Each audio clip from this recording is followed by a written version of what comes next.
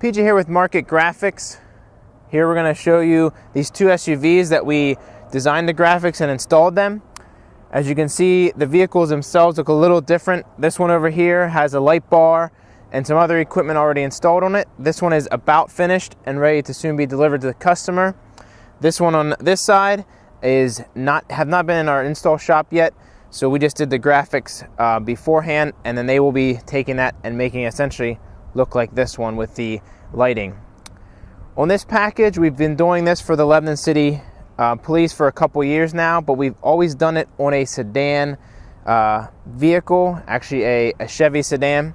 So we had to take that design and make it fit and properly fit on this SUV.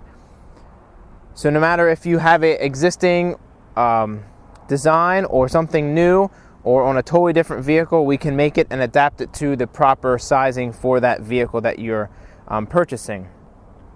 On this vehicle, these vehicles both, came to us completely black.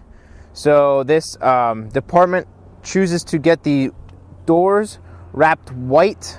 There's a couple options there. Some decide to do paint, some decide to do vinyl wraps.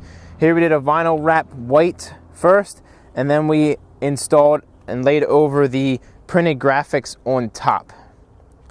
Advantage of doing a wrap versus getting paint is when this vehicle needs decommissioned, we can come back and remove the graphics and remove the white doors off of it, making it a complete black car again with a lot less cost than having to go and get it repainted. And making it all black makes it a lot easier and probably will sell it better on the open market. The back of these vehicles are very simple.